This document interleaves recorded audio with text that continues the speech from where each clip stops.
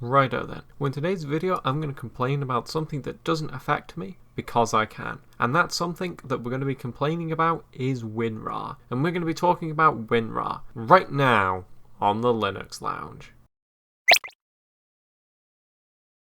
If you enjoyed this video, consider joining Odyssey, the freedom-respecting alternative to YouTube. Links in the description. So indeed, in today's video we're going to be talking about WinRAR. WinRAR is a freeware program for Windows, and I don't know if you've heard of it before. I think it has like a few users or something. Might have been around for a few months or whatever. I don't know. As a Linux user, I don't really know about these programs.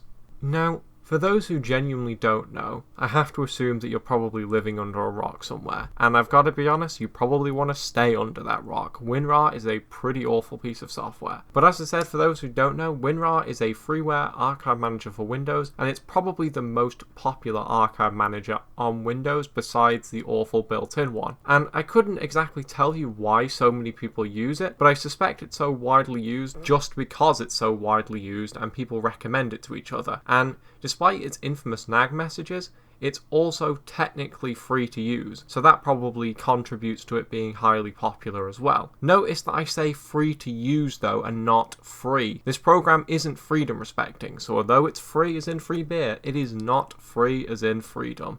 Part of what baffles me so much about so many people using WinRAR is that there's another archive manager for Windows which is better in every single way. It doesn't have those infamous nag screens, and it's completely free and open source software, and that program is 7-zip. But for some reason people don't use it. Even if you tell them about it, they would seemingly rather fight with WinRAR for whatever reason. I've actually told people about 7-zip, and instead of taking the probably 60 seconds or less required to install it, they stick with WinRAR and fight nag screens every time they unarchive something. It's completely baffling. This isn't like switching to Linux or something significant like that where you actually have to relearn stuff, which might take time. 7-zip is a truly drop-in replacement to WinRAR, which is just better in every single way, and it would take probably 60 seconds to install it, and then you wouldn't have to deal with any of the nonsense that WinRAR throws your way. It's baffling to me why people don't switch to it. What makes so many people using WinRAR so much worse and so much more concerning is that WinRAR is really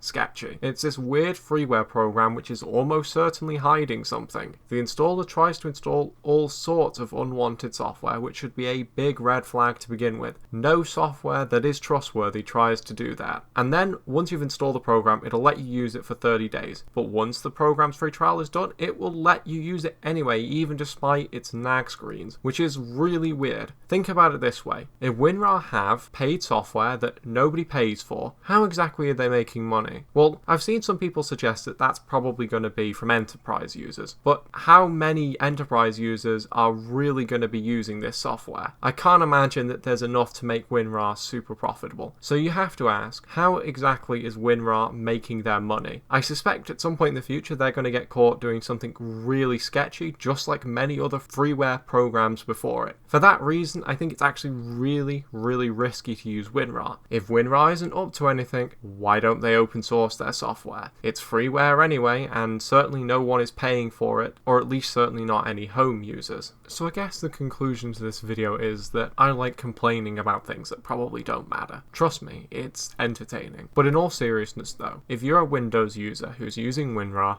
stop it. It'll take probably 60 seconds to install 7-zip, and it doesn't take any effort at all to get used to it. And once you're using it, you don't have to deal with any nag screens or any other risks that come with using sketchy freeware like WinRAR. I'd also recommend moving over to other free and open source projects too, since, like I say, a lot of proprietary software is really sketchy. But with that said, that's it for today's video.